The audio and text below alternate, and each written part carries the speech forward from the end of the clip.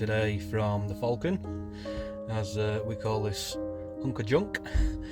I wanted to touch on a little bit about what's kind of uncovered since episode 15, just with regards to my health. So a little bit of background, if you haven't watched episodes 15, I suffer with low testosterone, and I have done since it was diagnosed in 2017.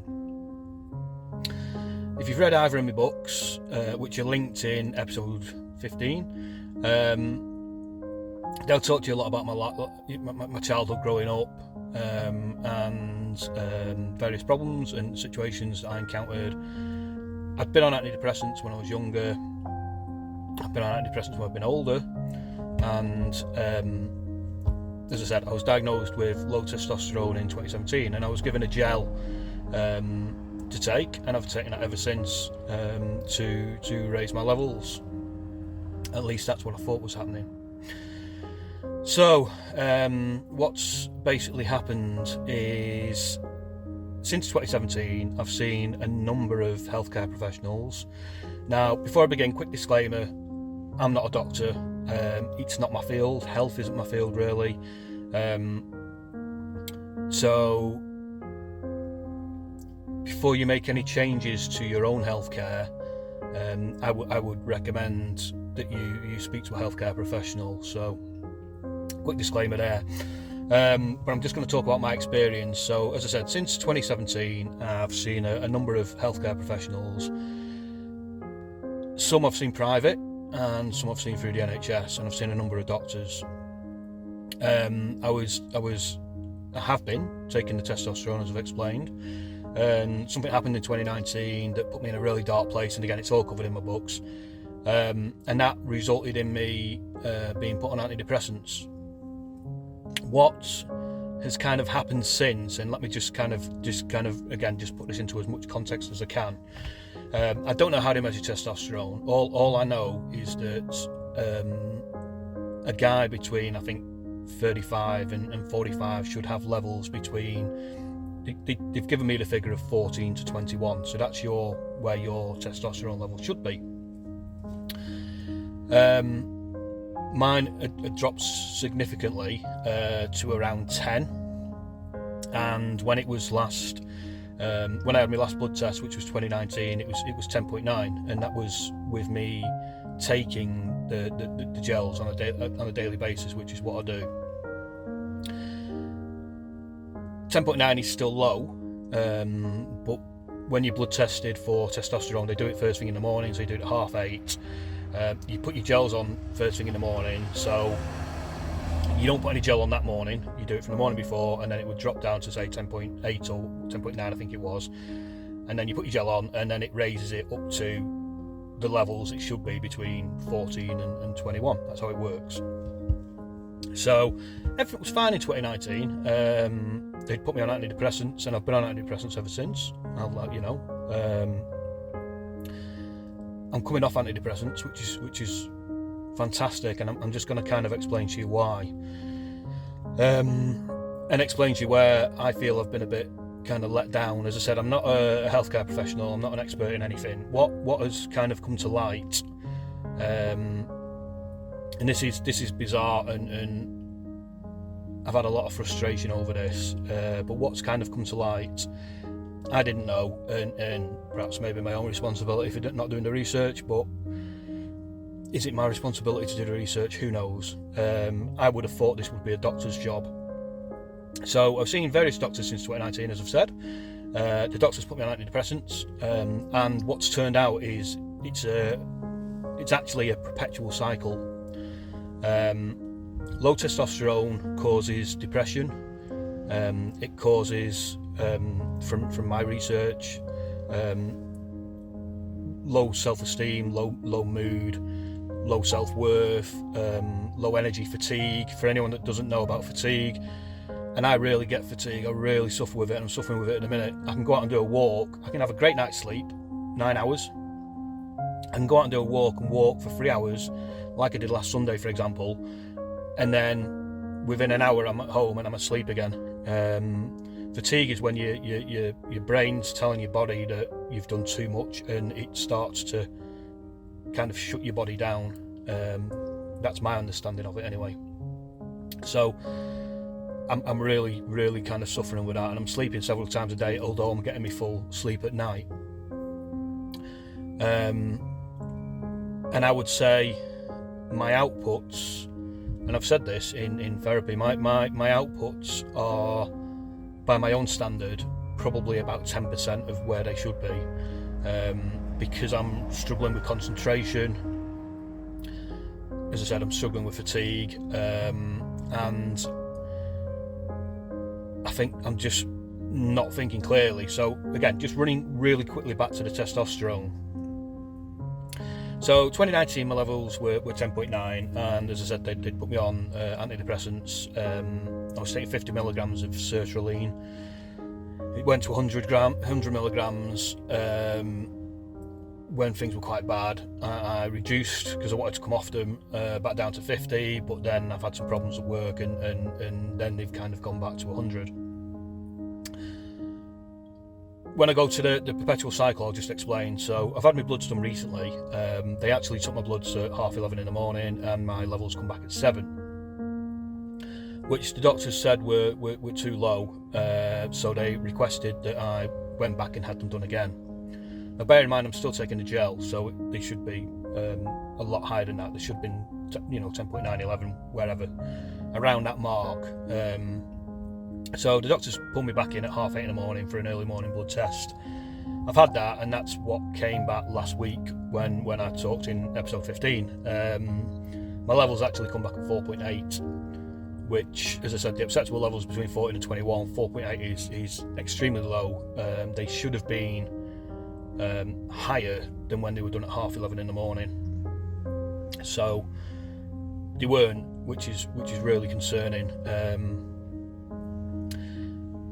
I'm deficient in vitamin D, clearly deficient in testosterone, and I'm taking antidepressants. Now, what I've realised, actually, what my therapist enlightened me with after doing a bit of research, nobody's ever said this to me. What he explained to me was, and he's right, because the doctors confirmed it, if you take antidepressants, they reduce your testosterone in men. I don't know if it's true for all antidepressants, but certainly for the antidepressants that I've been prescribed with low testosterone, I've been prescribed antidepressants which are going to further reduce that testosterone. So that's going to further increase my depression, my feeling, and my fatigue and all that kind of stuff. So it's a perpetual cycle. My testosterone's low, so I take testosterone to raise my testosterone levels. I'm depressed because I've got low testosterone, which should lift when my testosterone levels lift to an acceptable level and get in order. But the doctors have given me antidepressants, which has reduced my testosterone. So I'm just like, what on earth? What is kind of going on? So if any man or any woman whose husband, partner, whatever is watching this, if you are depressed, and if you've been depressed for a long time, my recommendation would be speak to your healthcare professional and try and get yourself a test for testosterone. It's come to light, I think, over the last couple of years, but it's only really been confirmed now that the job that people have been prescribed antidepressants to do, i.e. raise your serotonin, they don't do it. They work in some way, but they don't do it. And again, if you do any kind of search on YouTube or anything, you'll see there are doctors that have taught this stuff for 30, 40 years who have confirmed that antidepressants don't do what they were supposed to do. They do what they're supposed to do, sorry. Serotonin is not linked to depression. That was it, sorry. And again, do your own research. I'm not a professional, but serotonin is not linked to depression. That's what they found So they're saying that antidepressants in some cases do work and do help, but they're not sure how they work. We've been prescribing them for 30 years. It's absolutely frigging bonkers, I tell you. So I went to see my doctor on Wednesday. It was like sitting in A&E because they kept me waiting for nearly an hour past my appointment, which really frustrated me because certainly 40 minutes there was nobody in that room, and there's so many missed appointments, and I understand the NHS are under pressure, but I was frustrated to be waiting that long. And I went in and saw them, and I said to them, you know, this is where I'm at. Me testosterone's in like a real mess. I asked them for a different way to get it administered, because you can have an implant every 3 months, and it kind of gives you what's the word I'm looking for? Over time, it releases very slowly the testosterone into your body. So my thought process was, I'll go in, I'll get this implant, same dose as what I've had, I'll get myself off these antidepressants, I'll have more regular tests, get my levels back up to where they need to be. Great stuff. Doctor says to me, I can't change your prescription, which again frustrated me a little bit more, because I'm like, hang on a minute, I'm not asking for a higher prescription, I'm asking for it to be administered in a different way. The doctor's saying, I can do it, I can administer it in a different way, but we need you to go back to your endocrinologist first and get them to sign it off. So now I've got to go back via private healthcare. I've got to wait 2 weeks for them to prepare me a letter for a referral. I've then got to go and beg me private healthcare. I've already spoken to them, and they're like, well, why do you want to go back? And I'm like, well, I need to go back because of X, Y, and Z. And they're like, well, we want to see your referral letter, we want to know all your background, blah, blah, blah, blah, or we're not going to cover it. At the end of the day, if it ends up costing me 150, 200 quid, I'm going to have to pay it, because I need to get this sorted, and I need to get my life back on track. But yeah, the doctor won't administer my prescription in any other way than the gels without the endocrinologist's approval, which is pretty stupid, in my opinion. I'm just asking to have it administered in a different way. They take me bloods all the time, I have needles all the time, it's no biggie. So that's that. They give me a prescription for a lower antidepressant, because I'm like, I need to come off this. My intentions are, however hard this is for me personally, I'm going to take the lower dose for the next month, and then I'm coming off them completely, and I'm never going back on them in my life, and that's my decision. Again, it might not work for everybody. I could end up in a really bad place, because I'm going to do this, and I kind of know that hard times are coming, and it's not, well, I don't know whether it's going to help with depression or not, but I'm just preparing for the worst effectively. Another thing that's not been considered is, again, just through doing my own research, when you've got low testosterone, and as I said, I'm deficient in it, and I'm deficient in vitamin D, there is an underlying cause. It could be your kidneys, it could be your liver. Chances are there's a problem with one of your major organs, and I think I touched on it last week. Could be heart disease, could be a number of things. I need to get everything checked out to try and find the root cause for this, and I'm now pushing for this myself, to work out kind of what's going on with me. As I mentioned last week, your mortality chances increased by, I think it was 30%, I've read, or something like that. So there's a higher chance of mortality. I've lost family to heart disease, which is, again, they passed, and then on a coroner's report, they said it was heart disease and it was undiagnosed. So I'm in a position where I need to get myself sorted. So I'm kind of really pushing for that. I'm back in for blood tests for a couple of things next week, and we're hoping that the endocrinologist will have more of an idea of how to get all of my major organs effectively checked to work out what's going on. So yeah, sorry about that. We've been like 15 minutes, haven't we? I'll get off now. I just wanted to give you an update on where I'm at, where my head's at, and I'll do my best to kind of keep you informed as I go through the process. You know, I'm confident it will sort itself out. I feel let down by the healthcare professionals.